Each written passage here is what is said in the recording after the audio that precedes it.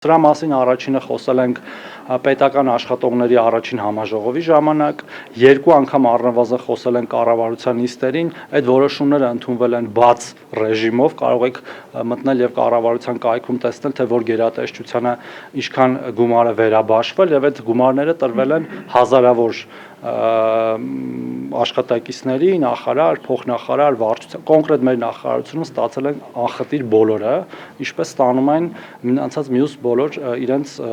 փոխհատուցումները աշխատանքի դիմաց, եւ եթե մենք ուզում ենք ունենալ մրցունակ պետական համակարգ, պետք է նաեւ այդ պետական համակարգում աշխատողներին մրցունակ աշխատավարձ տանք։ Իսկ մեր աշխատավարձերը վաղուց արդեն մրցունակ չէին եւ մենք ունեինք կադրերի հոսունություն, այդ թվում հենց բարձր պաշտոններից, որ մարդիկ օրինակ փոխնախարար դուրս է գալի, գնում է մի հատ ուրիշ տեղ վարչության պետ է աշխատում, բանկում երկու անգամ ավել փող է ստանում։ Հիմա եթե մենք չենք ուզում լավ կադրեր ունենանք, կարող ենք թույլ տալ, ասենք, օքեյ, խնդրեմ չկա, բայց այդ պարագայում մեր պահանջները կառավարությունից չի կարող լինել բարձր եւ չի կարող լինել որակյալ աշխատանքի շուրջ։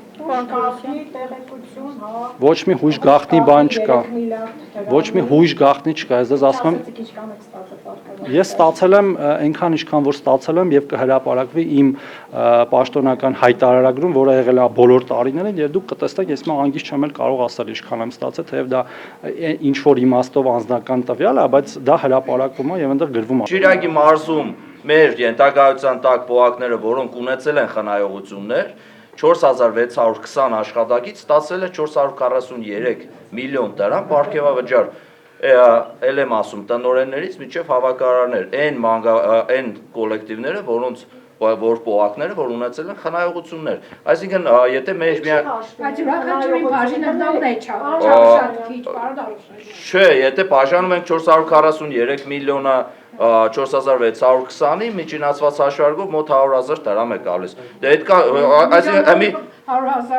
դե բերեք այդ 100,000-ը բաժանենք 365 օրվա հասկանանք տակը вообще բան չի մնում։ Ասում եմ, եթե Շիրակի մարզպետարանը կարողանում է 443 միլիոն դրամ պարգևավճար տալ քաղաքացիներին, ուրեմն միանշանակ կառավարությունը կարող է տալու այդ կառավարության վճարված գումարները, որի մասին մենք խոսում ենք, այդ պարգևավճարները, մարզպետարանում միայն մարզպետը չի ստացել, նախարարությունում է միայն նախարարը չի ստացել,